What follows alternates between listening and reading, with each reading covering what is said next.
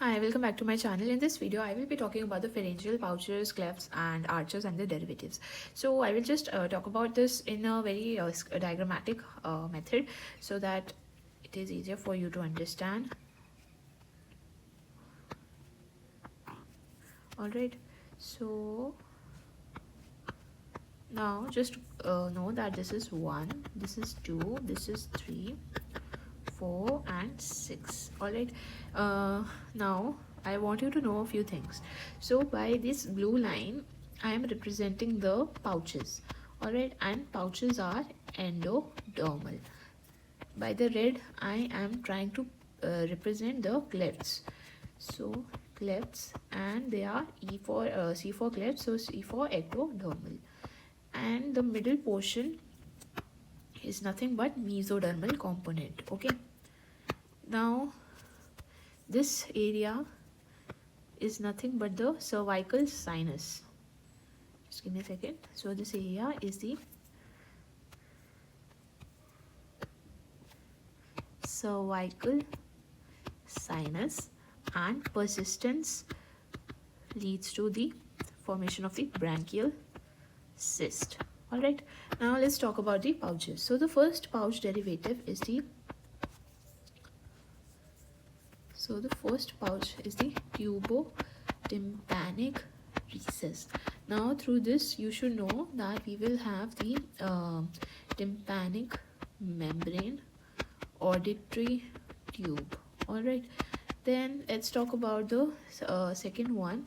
From second we will have the palatine tonsils. From the third one we will have thymus plus inferior parathyroid glands. By the fourth one we will have the superior parathyroid gland.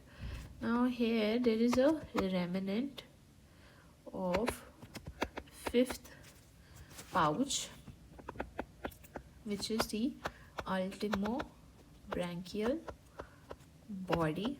So this basically gives rise to parafollicular cells. Now I want you to know that neural crest cells also give rise to the parafollicular cells. So basically neural, if you have to answer, so neural crest cells will be more that are going to lead to the parafollicular cells. And this whole is sometimes called as chordopharyngeal complex. Alright, now let's talk about the mesoderm derivatives. So mesoderm is by yellow, right? So let's go through them also. So mesoderm derivatives. To remember mesoderm derivatives, just know this simple diagram that I draw. So this is our mandible, this is my meris, this is my incus. Then we use the pink color. Alright, so this is my stapes. Then this is my styloid process.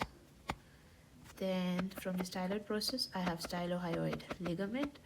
Then here the upper body and the lesser cornu of hyoid bone. Okay, then by another color, see what I draw. So here lower border and greater cornu. Alright, then this is the third one. Alright, third color, right?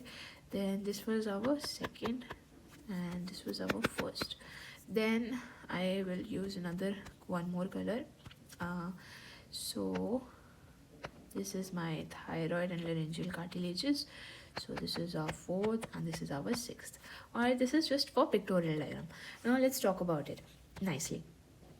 So I'll just make a table here. So we will talk about the first one. I'll use purple color. So first one, which is called as the mandibular arch. Okay, now we will talk about the nerve. So it is basically the mandibular nerve, which is the third branch of the trigeminal nerve.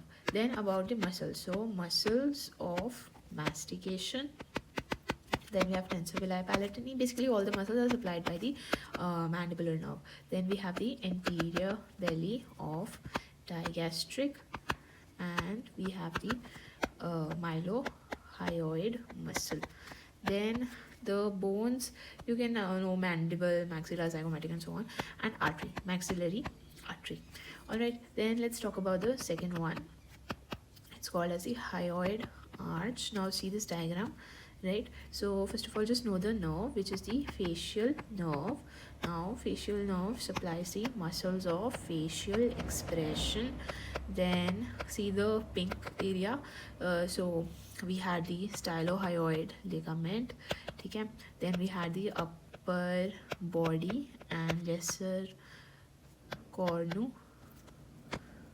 just upper body and lesser cornu of hyoid bone. Then see again S was stapes. I forgot to write malleus incus in the upper one, so mi malleus incus. And the artery for the second one is the, you have to remember this, stapedial artery and the hyoid artery.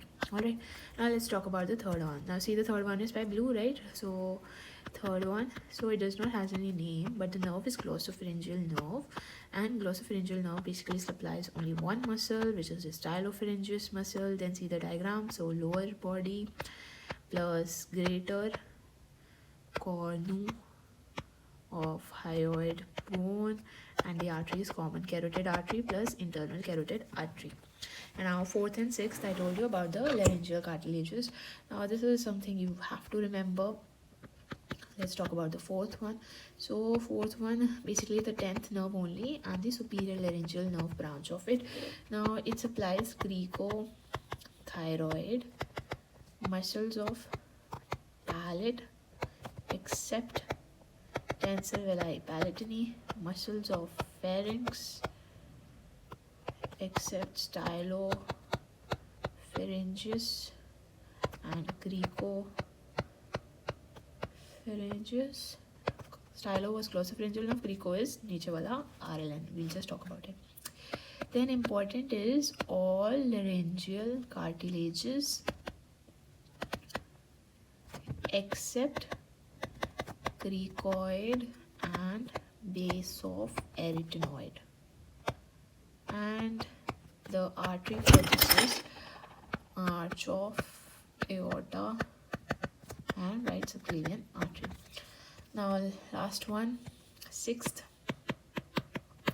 So again 10th nerve, RLN. So this supplies the cricopharyngeus, and it supplies all muscles of larynx except cricothyroid, which is by the superior laryngeal nerve, cricothyroid. Now this supplies the cricoid and base of arytenoid cartilage, and the nerve is the pulmonary artery and the ductus arteriosus. Alright, so these are the various derivatives that you should know. Then there is one more concept, I think I'll cover in this video only. So like these are my pharyngeal arches.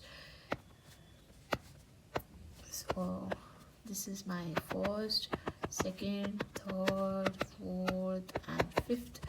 Alright, so this was by V3, this was by 7th nerve, this was by 9th nerve, this was by I think SLN, then this was by RLN. Alright, so see, so all these are like post-traumatic nerve. So this is also post-traumatic nerve. This is also post-traumatic, this is also post-traumatic. Alright, now what happens is like all these nerves are supplying. So we'll just use color like yellow, and so all these are supplying. So these are the post-traumatic nerves of the respective whatever they are arches, like 6th. So what happens is sometimes 7th may say there comes a nerve and it also supplies. So this is the cord and tympani nerve. Now this is the pre-traumatic nerve of first arch. This is what you need to know. Alright, so this covers the topic of pharyngeal pouches and clefts and the derivatives. If I made it easy for you to understand, do